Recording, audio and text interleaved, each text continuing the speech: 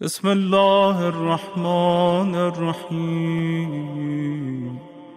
کہ ہرگز یہ ذہنوں میں نہ رہے کہ دنیا میں اسلام تلوار سے یا معجزوں سے پھیلا۔ دنیا میں اسلام نہ تلوار سے پھیلا نہ معجزوں سے پھیلا۔ دنیا میں اسلام علم اور منطق کی قوت اور کردار اور سیرت کی قوت سے پھیلا۔ سیرت مصطفیٰ، علم قرآنی، علم وحیانی، علم ربانی، علم لدنی، منطق قرآنی، منطق نبوی، اس سے پھیلا ہے اسلام۔ معجزے سے نہیں پھیلایا ہے اسلام۔ معجزہ رکھتے تھے مگر معجزے سے اسلام نہیں پھیلایا ہے۔ جب معجزے کی ضرورت ہوئی تو معجزہ دکھایا ضرور۔ مثلا گود میں ہے، آغوش میں ہے، اور عربستان میں حجاز میں قحط پڑ گیا، ابھی آغوش مادر میں ہیں، قحط پڑ گیا، دادا کی کفالت میں ہے، حضرت عبد المطلب علیہ السلام، ہم تو انہیں بھی علیہ السلام کہتے ہیں، جو لوگ نہیں کہہ سکتے وہ اپنی تاریخی اور مذہبی معلومات میں اضافہ فرمائیں۔ بس اس سے زیادہ میں نہیں کچھ کہنا چاہتا۔ مناظرہ کرنے سے کیا فائدہ ہے؟ اتنا کہہ دینا کافی نہیں کہ آپ جاہل ہیں، ذرا اپنے علم میں اضافہ کیجئے، کافی نہیں۔ اگر غیرت مند ہوگی تو علم حاصل کریں گے، غیرت مندی نہیں ہوگی تو اپنی عاقبت تاریک کریں گے۔ اب اگر کوئی شخص اپنی عاقبت تاریک کرنے کے درپے ہے تو ہمیں یہ ذمہ داری تھوڑی دی گئی ہے کہ ہم اسے جہنم سے نکال کے جنت میں پہنچائیں۔ صلوات پڑھ دیجئے محمد و آلہ۔ اپنی اپنی ذمہ داریوں کو سمجھیں اور وقت کی مناسبت سے تکلیف شرعی کو سمجھیں۔ یہی فقہی بصیرت اسی کو کہتے ہیں۔ کس ظرف وقت میں، کس ظرف زمان و مکان میں کیا عمل انجام دینا ہے، یہ ہے فقہی بصیرت، یہ ہے دینی بصیرت۔ کس ظرف زمان و مکان میں کن حالات میں ہمیں کیا کرنا ہے۔ معلوم ہے سب زندگی، بچوں کی تعلیم چھوڑ دی، اقتصادیات چھوڑ دی، دکان دوری چھوڑ دیا، مناظرے میں لگے ہوئے۔ دشمن تو یہی چاہتا ہے، اس نے طے کر رکھا ہے کہ ہم مانیں گے نہیں، اور آپ سے کہہ رہا ہے منواؤ۔ اب آپ لڑ رہے ہیں، جھگڑ رہے ہیں، بحثیں کر رہے ہیں، وقت۔ ارے آپ بس اتنا کہہ کے آگے بڑھ جائیے کہ بھائی آپ کو معلوم نہیں ہے تو معلومات میں اضافہ کریں۔ بہرحال حضور ابھی گود میں ہیں، آغوش میں، اور قحط پڑا، اور جناب عبد المطلب علیہ السلام نے حضرت ابو طالب علیہ السلام سے کہا کہ میرے بچے کو لے آؤ، اور وہ بہترین کپڑوں میں لپیٹ کر لائے، اور لے کے کہاں آئے؟ خانہ کعبہ کے سامنے، اور پھر دست دعا بلند فرمایا، اور بلند فرما کے کہا یا رب بحق ھذا الغلام، اے پروردگار اس بچے کا واسطہ۔ تمام مورخین نے یہ واقعہ لکھا ہے۔ خدا کی قسم اگر یہ بت پرست ہوتے تو کسی بت کا واسطہ دے کر دعا کرتے، محمد کا واسطہ دے کر کیا دعا کرتے؟ یا رب، یا رب، یا رب۔ جناب عبد المطلب فرمایا یا رب بحق ھذا الغلام، اور اس دعا کے بعد یعنی فرمایا اسقنا غیثا مغیثا دائما حاطلا، دعا ہے پوری۔ آپ نے فرمایا پروردگار باران رحمت سے ہمیں سرفراز فرما، ایسی باران رحمت جو ہمیں ہماری مدد کرے، اور دائم ہو، مدام ہو، مستدام ہو، تیری رحمت ہمارے اوپر مسلسل بارش ہوتی رہے اور ہم فیض یاب ہوتے رہیں۔ یہ سب دعا فرمائی، دعا مستجاب ہوئی، اور فوراً ابر آیا اور بارش ہوئی۔ یہاں اس تاریخی واقعے سے یہ ثابت ہو گیا کہ دعا خدا سے کرنی چاہیے مگر مصطفیٰ کا واسطہ دے کر۔ اور یہ واقعہ ایک بار نہیں ہوا ہے حیات پیغمبر میں، یہ ایک بار نہیں ہوا ہے، صرف متعدد بار تاریخیں لکھتی ہیں، مورخین لکھتے ہیں متعدد بار، کئی مرتبہ ایسا ہوا کہ قحط پڑا اور آپ کا واسطہ دے کر دعا کی گئی، دعا مستجاب ہوئی۔ میں نے ایک واقعہ ذکر کیا حضرت عبد المطلب علیہ السلام کا جو جد پیغمبر تھے، اور دو واقعے ذکر کروں گا حضرت ابو طالب علیہ السلام کے حیات طیبہ سے، کہ جناب ابو طالب کے ساتھ دو واقعے جو اس وقت میں ذکر کر رہا ہوں، ایک انفرادی ہے اور ایک اجتماعی۔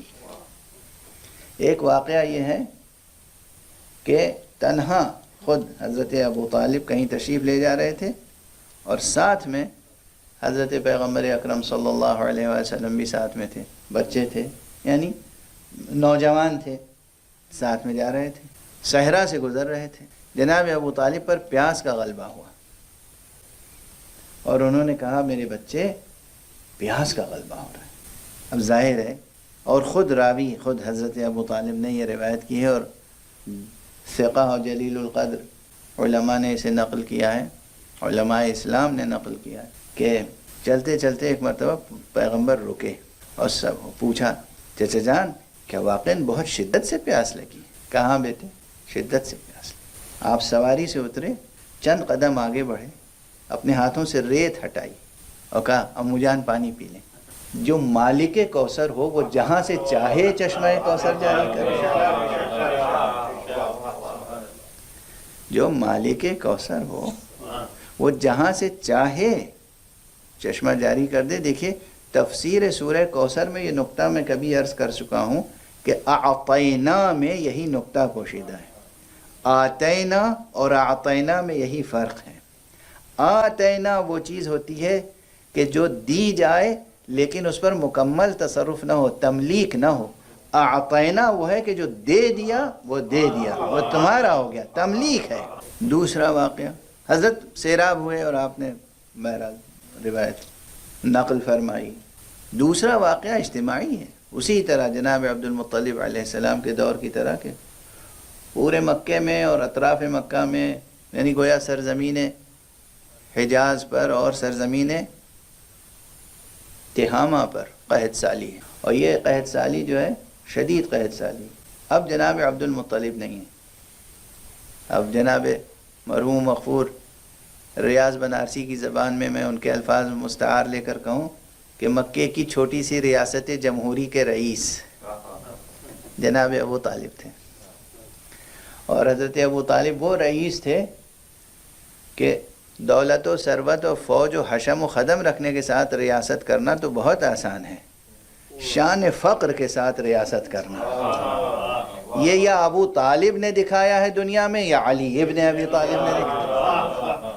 شان فقر کے ساتھ، شان فقر کے ساتھ ریاست، سیادت، سربراہی، حکومت، اور وہ بھی پر جاہ و جلال اور پر ہیبت حکومت، پر ہیبت حکومت۔ یعنی کوئی حضرت ابو طالب کے حکم سے حکم عدولی نہیں کر سکتا تھا، نافرمانی کرنے کی جرأت نہیں تھی بڑے بڑوں میں۔ یہ سب نے لکھے ہیں یہ مناظر، یہ واقعات، کیا ہیبت تھی، کیا ہیبت تھی، کیا شان تھی۔ اسے خدا داد ہیبت کہتے ہیں، اسے کہتے ہیں خدا داد سیادت، خدا داد ریاست، خدا داد عظمت و جاہ و جلال۔ کوئی نہ فوج ہے، نہ خزانہ، نہ دارالحکومت، فقر و فاقہ ہے، مگر جو حکم دیتے تھے کسی میں تاب نہیں ہے کہ سرتابی کر سکے، مجال نہیں ہے کہ حکم عدولی کر سکے۔ یعنی ایک سے زائد مقامات تاریخ میں ہیں کہ جہاں جناب ابو طالب نے کہہ دیا کوئی اپنی جگہ سے ہٹے نہیں، اٹھے نہیں، تو کسی میں ہمت نہیں ہوئی کہ اٹھ کے چلا جاتا، چاہے وہ کتنا ہی بڑا ابو لہب ہو یا ابو جہل ہو یا ابو الہول ہو یا کچھ بھی ہو، ہمت نہیں تھی کسی۔ حرف نکل گیا زبان ابو طالب سے تو عملی ہوا، یہ شان ہے، تاریخ لکھتی ہے۔ تو سب آئے اسی سید بطحہ، شیخ الاباطح، قمر مکہ، قمر اسلام علی ہے، قمر مکہ ابو طالب، قمر مکہ، قمر آل ہاشم۔ حضرت ابو طالب کے پاس آئے، کچھ چارہ و تدبیر کریں، آپ نے پھر اپنے بھتیجے کا ہاتھ میں لیا، مکے کے پاس آئے اور پھر وہی دعا، پروردگار یا رب بحق ھذا الغلام اسقنا، اے پروردگار اس بچے کا واسطہ ہے۔ پھر بارش ہوئی اور اس کے بعد آپ نے وہ قصیدہ کہا ہے اپنے بھتیجے کی شان میں، جس کا ایک شعر پیغمبر اکرم صلی اللہ علیہ وآلہ وسلم بار بار کہتے تھے کوئی ہے تم میں جو مجھے میرے چچا کا وہ شعر سنائے۔ اس قدر آپ کو پسند تھا، اس قدر آپ کو پسند تھا وہ شعر، جس میں کہا گیا تھا کہ وَأَبْيَضَ يُسْتَسْقَى الْغَمَامُ بِوَجْهِهِ ثِمَالُ الْيَتَامَى عِصْمَةٌ لِلْأَرَامِلِ۔ کیا کہنا اس آفتاب جیسے چہرے والے جوان کا، جس کے روح مبارک کے صدقے سے پروردگار بارش برساتا ہے، اور جو یتیموں کا سرپرست ہے اور بیواؤں کا والی و وارث ہے۔ بس میرا خیال ہے کہ یہیں پہ گفتگو کو روک دوں۔ 3 چیزوں کا برابر تذکرہ ہو رہا ہے، بارش، باران رحمت، اور یہاں یہ تذکرہ آ گیا بیواؤں کا والی و وارث اور یتیموں کا سرپرست۔ وہ مصطفیٰ جس کے نام کے طفیل میں بارش ہو، وہ مصطفیٰ جو ہمیشہ بیواؤں کی سرپرستی کرے، جو یتیموں کی سرپرستی کرے، اس مصطفیٰ کے گھرانے کو کربلا میں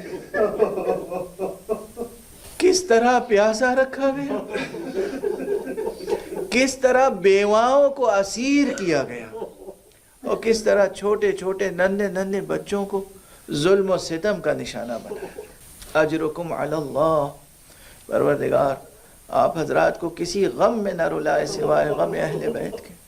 یہ جو کچھ کربلا میں ہوا اور جو کچھ قیامت تک اہل بیت پر، سادات پر اور ان کے ماننے والے مومنین پر ہوتا رہے گا، سچے مسلمانوں پر جو کچھ ظلم و ستم ہوتا رہے گا، سچے مومنوں پر جو کچھ ظلم و ستم ہوتا رہے گا، یہ دراصل حضور پر ظلم و ستم ہو رہا ہے۔